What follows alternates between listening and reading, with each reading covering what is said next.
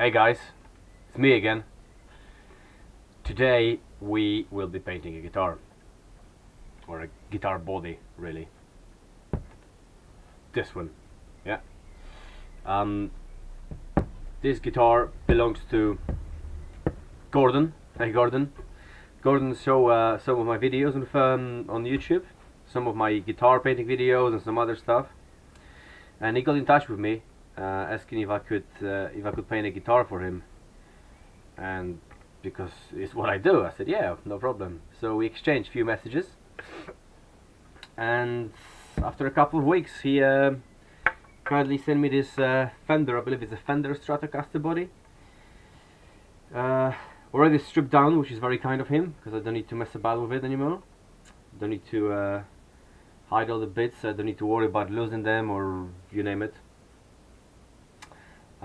So we're gonna have some fun with this today. Today and over the next couple of weeks actually, because I'm quite busy, can't do it all in one day. I thought maybe I will show you the whole process, and I'll show you how to prep the guitar body and what to look for when you're painting a guitar. I think that could be quite interesting and beneficial for some of you if you want to tackle the job by yourself as well.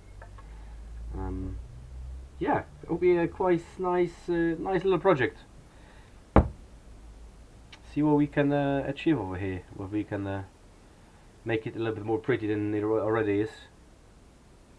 Join me for the ride and let's do this.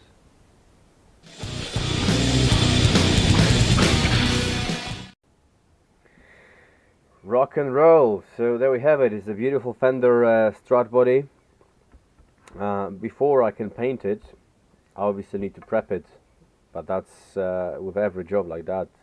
Preparation is 90% of every job. Painting is just, you know, cherry on top.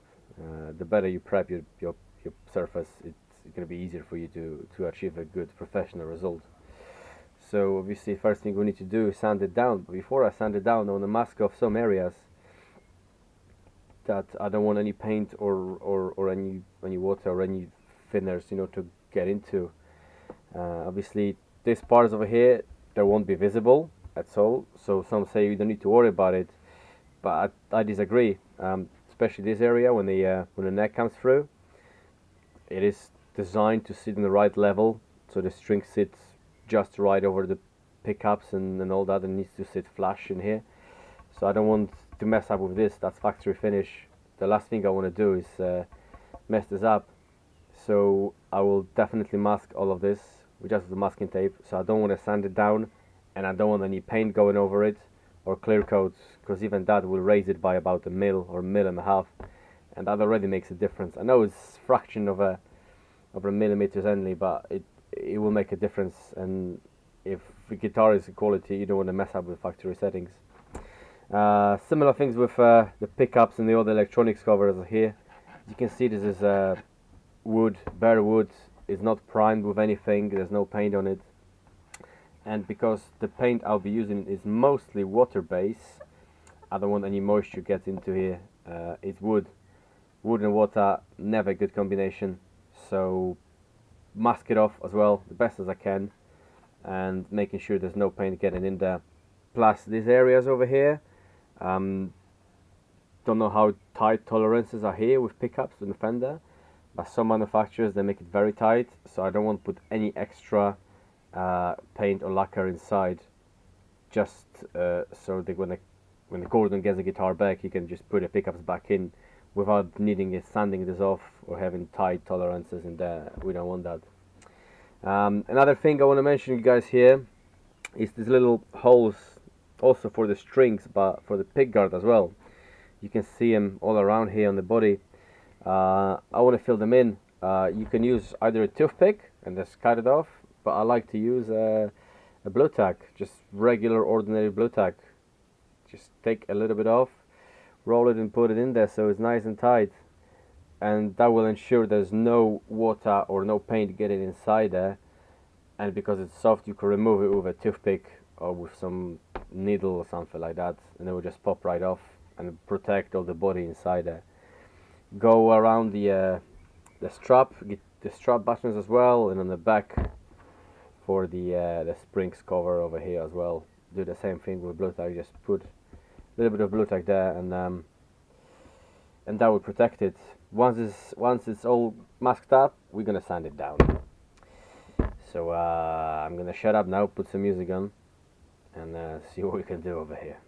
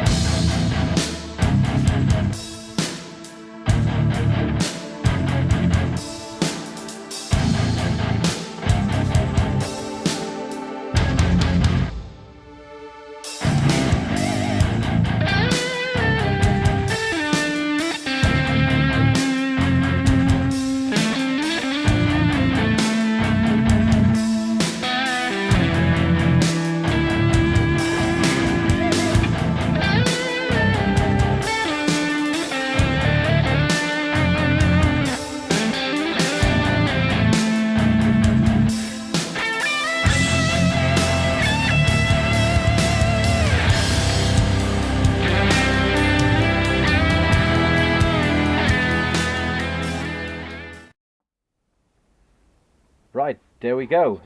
All masked up, all holes plugged with a blue tack, just ordinary blue tack, so it's easy to remove later on. I left a little like a lip, like an edge over here, just where the pickups are.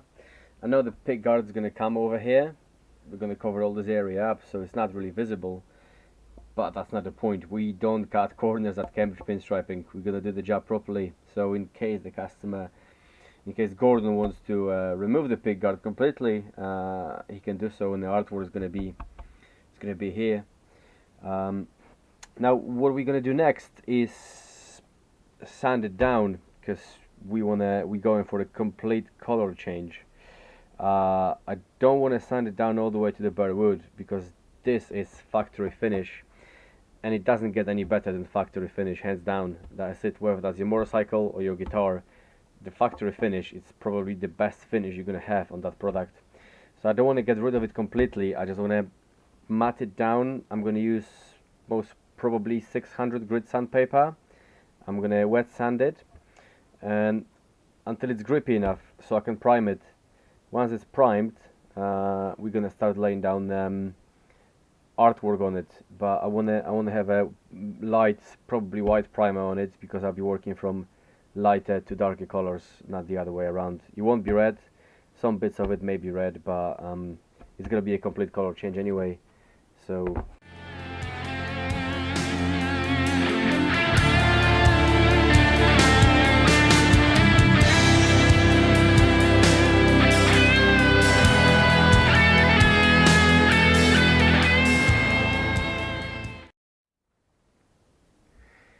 okay, so there we have it. As a first layer of sanding down done, I'm probably gonna switch to a different sandpaper, different grade, and do it again. They're definitely better. Still a little bit wet, but what you're looking for is this matte finish with no shiny spots on it. It's still a bit wet in places. I'm not sure how well camera can pick it up, but over here looks really good. Well, over here needs still a bit more sanding, but obviously we'll get there once we do a second layer of sanding down. Also, you're probably wondering why I'm doing this all by hand, by block, and then by hand. Don't have any machines or anything. Well, two really simple reasons for that. One, with doing it by hand and by block, obviously block on the flat surfaces, and by hand when the block doesn't really go around. You can have different blocks, like a foamy block, so it goes around the corners, but I prefer doing it by hand because I have better feel. It's simple as that. With machines it's very easy to burn down for paint work and just create some dimples and uneven surfaces, but when you do it by hand you got great amount of control over it, so you know whether you're going too far or not. You know, the last thing I want to do is go for all the paint and go to bare wood. You know, that wouldn't be good, because they need to fill it in and sand it down, and then you have uneven surfaces to work with and prime it and all that, so that's causing all sort of mess. And the other reason is I'm a musician myself. I play bass guitar.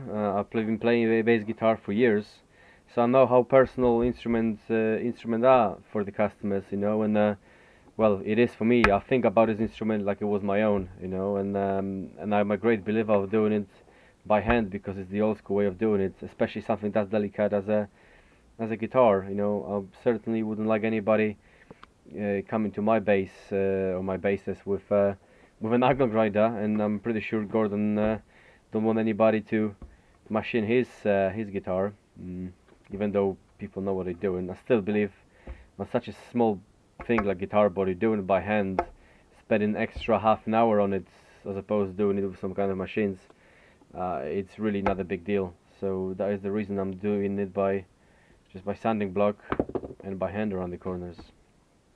The other thing is, doing it by hand, you can easily spot things like I saw a little chip over here, something was dropped or the guitar was dropped on its corner, and that need to be dealt with before we prime it down and layer the basic paint on it.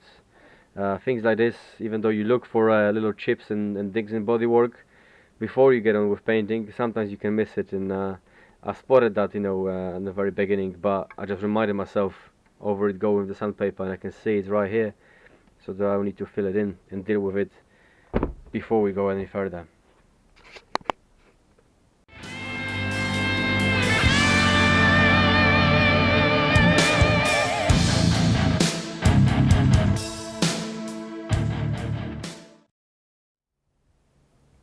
Okay, so this is the second time it's been sanded down now. You can see a lot better. Hopefully you can see how all the shine is gone, and that's what we're looking for. There are still a couple of spots, like here in the corner it's got lots of shine, so I need to go through this again, and over here, slightly bit over there, and on the back it's pretty good. Again, a little bit over there, and I need to go through the sandpaper again. But you know, we get in there. This is the finish you want before you apply primer for it. It's very grippy even for my hand. It's not as smooth as it was before. If it's grippy enough for my hand, then it should be grippy enough for the paint or the primer to go through it. So once again, I'm gonna sand it down again a little bit over here and a little bit more spaces. It's difficult to see when you got still more sanding to do when the guitar is wet, because once you wet it down, you can see all the shiny surfaces showing everywhere. Obviously only when you dry it you can see whether you're doing a good job or not. So it's a good idea to completely clean it up between the sand coats. Between you sand it down 2 or 3 or 4 more times, you can see when you need to go through it again. So that's what I'm going to do. I'm going to go through these shiny bits again, and then we're going to deal with this little ding over here.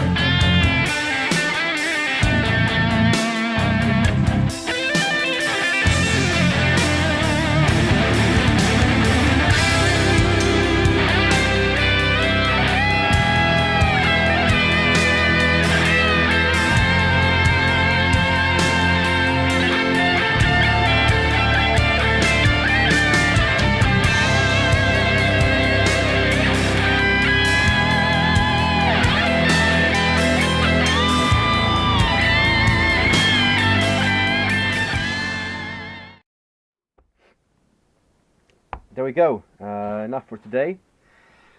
Was using just a regular car body filler, really, with a hardener to it. It's not wood filler or anything, but it's such a small ding. I just need to fill it in slightly, and then it's going to be sanded over, primed, painted, lacquered, so that's going to be sealed. It'll never come out. You'll never know it's there.